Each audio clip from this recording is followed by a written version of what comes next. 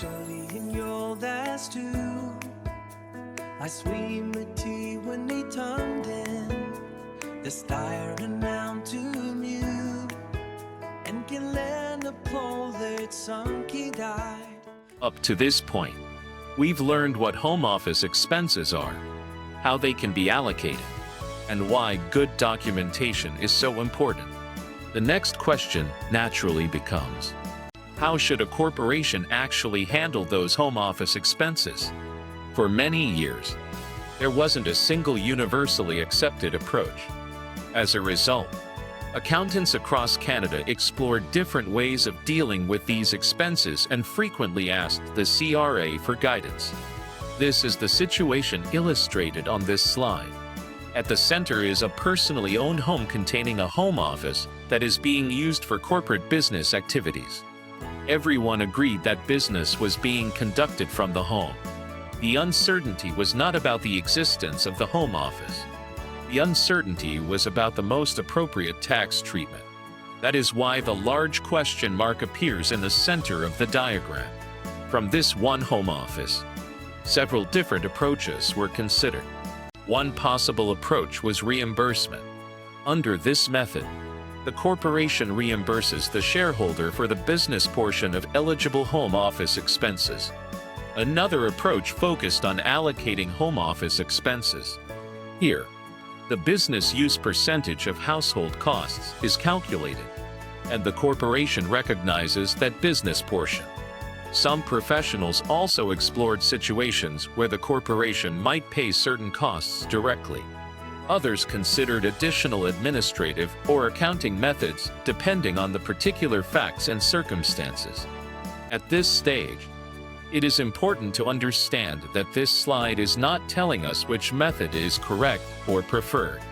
Instead, it is showing that multiple approaches existed and that professional advisors wanted clarity on how each one should be treated for tax purposes. This uncertainty is what led accountants to submit questions to the CRA. Rather than making assumptions, they sought official technical interpretations that would explain how the tax rules should apply in different situations. Those discussions helped shape professional guidance over time and provided greater certainty for corporations and their advisors. Notice the accountant at the bottom of the slide reviewing different options. This represents the role of professional judgment. An accountant does not simply pick a method at random. They consider the facts, evaluate the available guidance, and determine which approach is most appropriate for the particular client. The method selected can affect the corporation's deductions, the shareholder's tax position, payroll implications, and the way the arrangement is reviewed during a CRA audit. That is why selecting an approach requires careful consideration rather than guesswork. The key takeaway from this slide is that there was more than one possible way to deal with corporate home office expenses. Recognizing these different approaches was the first step. The next step, which we will examine in the following slides, is understanding how the CRA responded to these questions and what guidance it provided for each possible method. That guidance is what ultimately helps accountants choose an approach that is reasonable, supportable, and consistent with the tax rules. This slide introduces the different approaches that accountants discussed with the CRA when trying to determine the most appropriate way to handle home office expenses for corporations. As we learned in the previous slide, there was no single universally accepted method.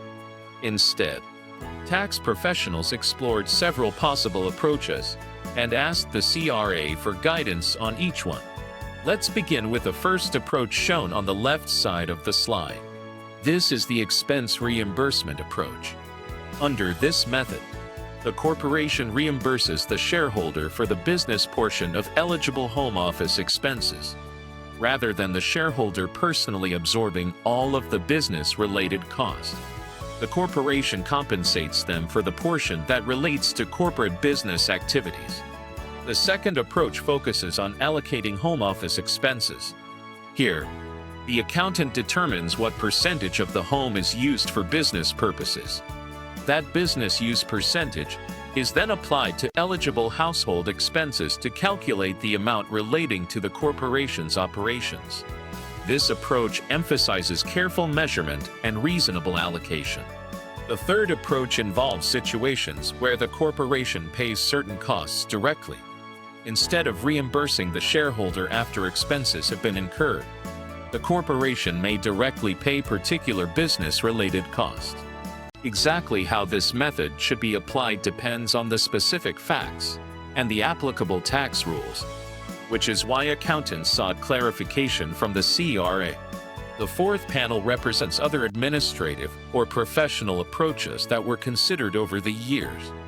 As tax advisors encountered different client situations, they sometimes developed alternative methods based on the facts, available legislation, and existing CRA interpretations.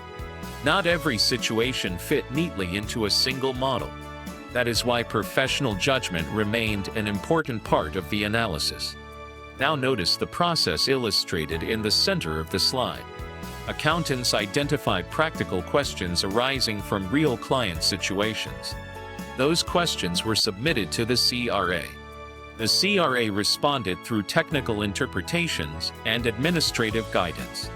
Over time, those responses helped accountants better understand how the CRA viewed the different approaches. This process is reflected again in the flow across the bottom of the slide. Professional advisors encountered different situations. They asked different questions. The CRA provided technical responses. Those responses eventually became part of the professional guidance used by accountants when advising corporate clients. One important point to remember is that the existence of multiple approaches does not mean that every approach produces the same tax result.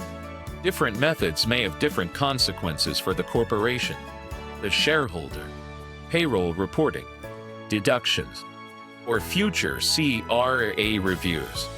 That is precisely why accountants wanted official guidance instead of relying on assumptions.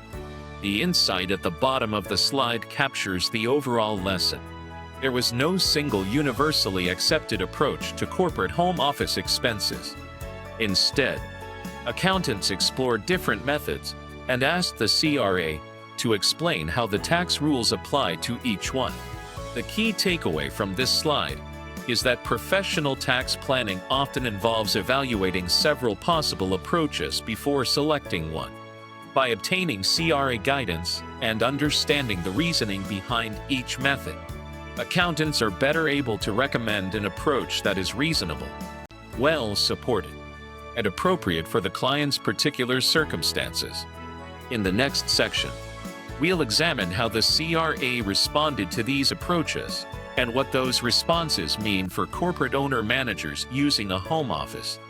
This slide brings together the practical lessons we've learned about corporate home office expenses and explains how experienced accountants make decisions in this area. The key message is simple. Before choosing any particular approach, it is important to understand the CRA's guidance and then apply the selected method consistently. Let's begin by looking at the left side of the slide. Imagine an accountant or business owner choosing a home office method without first reviewing the CRA's guidance. At first, the method may appear reasonable. However, if it has not been evaluated against the CRA's published positions or technical interpretations, several risks can arise. The first risk is incorrect tax treatment. The chosen method may not reflect how the CRA expects the rules to be applied. If that happens, adjustments may be required during a future audit. A second consequence is that the auditor may ask more questions. Without a clear basis for the chosen method, the taxpayer may have difficulty explaining why that particular approach was used. This can result in additional requests for documents and a more detailed review. In some cases, if the approach cannot be properly supported, the corporation could face denied deductions, reassessments, or other tax adjustments. Now compare that with the process shown in the center of the slide. Everything begins by identifying the home office situation. Next, the accountant reviews the different approaches that may apply, rather than selecting one immediately. The next step is to review the CRA's guidance. This includes technical interpretations, administrative positions, and any other relevant information that explains how the CRA views the issue. Once that guidance has been reviewed, the accountant selects the method that is both reasonable and appropriate for the particular facts. The work does not stop there. The chosen method must also be documented. Supporting calculations, receipts, measurements, and written explanations should all be maintained. Finally, the same approach should be applied consistently from year to year, unless the underlying facts or the applicable guidance changes. Consistency is an important characteristic of a well-prepared tax position. Now look at the right side of the slide. When the CRA's guidance has been reviewed before choosing a method, the outcome is generally much stronger. The selected approach is more likely to be reasonable. The supporting documentation aligns with the chosen method, and the corporation is in a better position if the CRA later reviews the file.